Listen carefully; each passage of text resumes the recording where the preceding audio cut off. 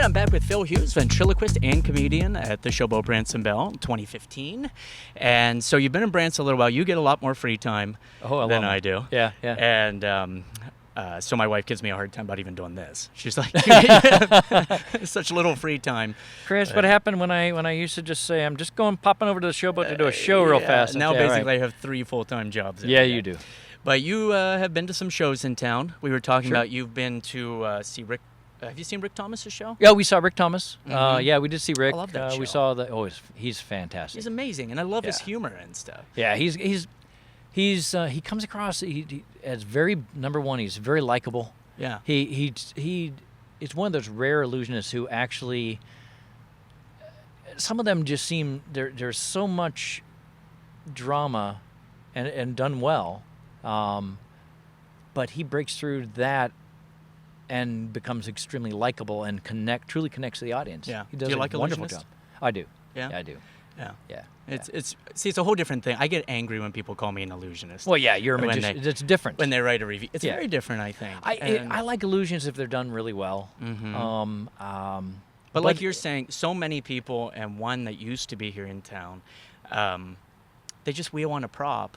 And right, do and their there's thing, nothing to it. Yeah. and are very egotistical about their talent, but it's not them. It's the No. people.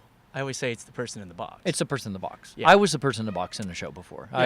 I did La Femme Magique, which was a version of Showgirls of Magic, a David Sachs production. Yeah. We did it in Philadelphia for him, and I would had 2 10-minute bits in the show. The second 10-minute spot, they introduced me by producing me from a box. So I Right. was in a sub trunk, which was quite funny. And sorry, sorry everybody, all the illusionists out there.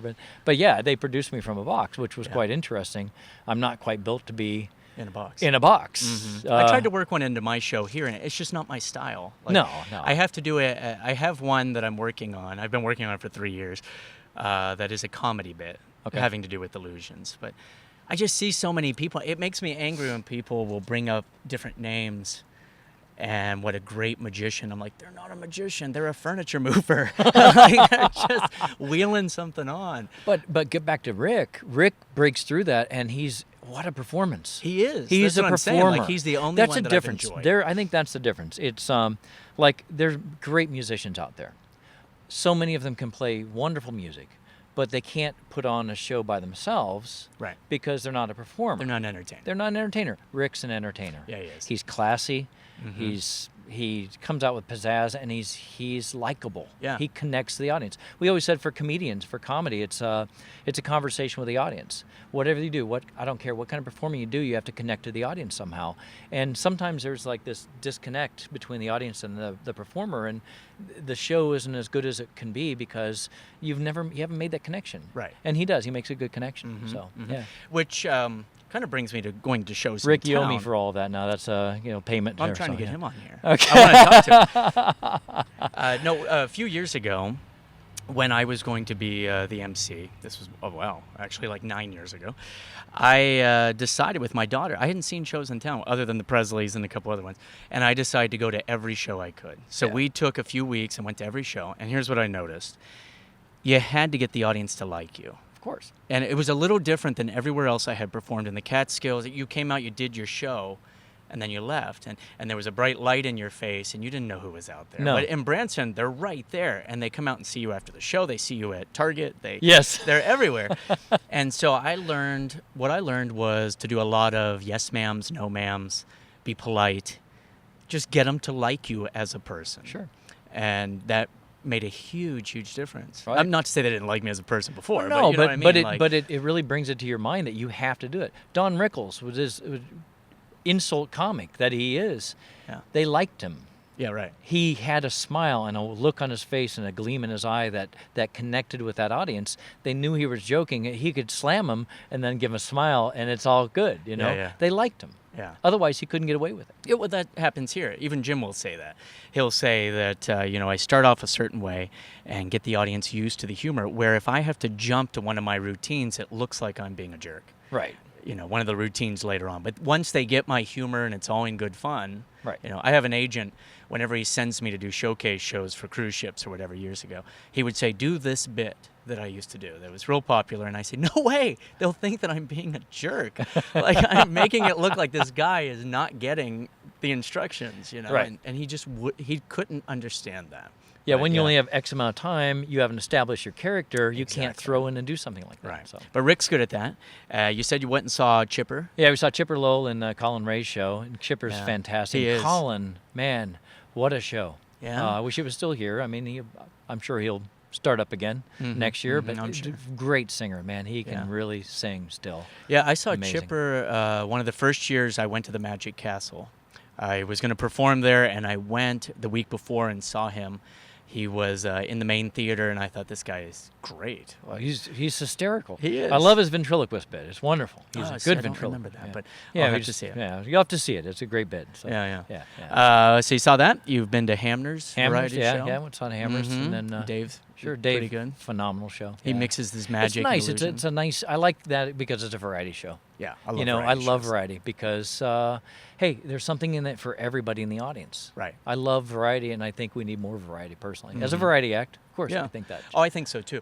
A few years ago, I was asked if I'd want to do my own show. Somebody that wanted me to do my own show, and I said, "No way, not in this town," because the audience No. is so diverse. Right.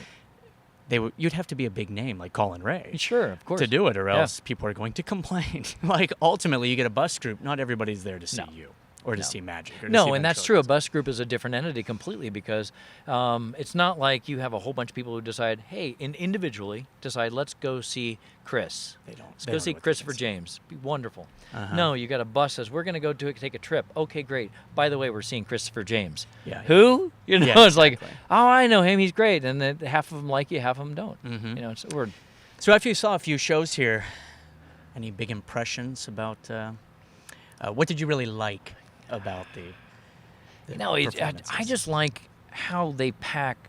There's so much entertainment packed into such a small area, and you're bringing people from so many different places in the States and even out. Today I met a couple from Ireland. They had come in. It's a long and drive. Yeah, they drove a long way. I mean, it's long snorkel too. It was a long snorkel. The funny thing is they have been driving too. They flew out one spot and they rented a car and they've been driving a brand new Mustang convertible across the Oh, well, country, and there they're you having go. a ball. That'd you be know? interesting. Yeah, and they're really loving it, and they didn't even know about Branson until they went to St. Louis. Didn't like it so much. They drove a little further south and stopped for the night and had dinner. And someone said, "Have you been to Branson?" Uh-huh. So they came today, Oh wow. and they absolutely love this. Oh, that's cool. So you have people from such a diverse group of people coming to this town that all have to be entertained. Right. And it's such a cool mix in this town. Yeah. It's the first night we came here. Okay, my wife and I came, and after we did the show, we thought, well, let's take a drive on the strip and see. Went and had some we're Thai like- food. Yeah, we had some Thai food. Yeah, and we were driving down the strip we were sitting on the strip in the car, at almost a dead stop because of the traffic. But Right. it was fascinating to see this. It reminds me of Vacation with Mom and Dad in the station wagon, Yeah, where yeah. you go and see all these roadside attractions. And this is just this one big massive roadside attraction Yeah. for people on a road trip. Yeah. It's a great place. My first week here, I said to myself, "There's no way I'm going to see everything here. No. There's no way. There's so much to see." But 11 years later, I still haven't seen much more. No, and let's look. We look in. It's almost time for this run to end for us this year. And my wife and I are thinking we need to hurry up and go. We need to see this, and mad this, and rush. we haven't seen it. You know, and we've kept going by the Ottawa Farm Museum. We want to see yeah. that. Oh, we want to see that. So little last Nash out week, front. yeah. Yeah. Well, the Nash is inside right now. They've been rotating them. see, I had one of love those. that Nash. Did I you? did too, yeah. You're the third person I know. Sammy King. Mhm. He's here in town. He had one. I loved My it. friend Bob Abdu had one. I loved it. Yeah. I had that, and I was trying to find a little pearl, or a little teardrop for the My back. wife wants it. Yeah. My wife wants. She had me take a picture of it. So my parents and two of my aunts were here in town, and we went to the museum. Yeah. And I love it. I'm gonna go back and do more photography. It's a Yeah. great. Every place. once in a while, we do the touristy thing. Yeah, where and then we just did take the the ducks, kids and do the thing. you know. Oh, I love the ducks. Oh, the ducks drive by me every day. They see me and wave because Drive I'm. by you or in front of They you? ride by me. I'm on the bicycle every morning, and it's like they go by me. I wave at them, and I think it's great. oh, that's the greatest tour. It is. It's a if you've never done it, you got to do it. Anyone, it's phenomenal. Yeah. Oh, good. You've had a chance to do some things here in Branson. Yeah. And when we come back, I want to talk to you about performing in Branson and some of the real challenges. What makes us unique as a performer? I have some questions for you. All right. So we'll be right back with Phil Hughes. Thank you for supporting All Things Branson. Be sure to subscribe and stay in touch on Facebook and Twitter. Check back at allthingsbranson.com for the latest news about Branson, Missouri.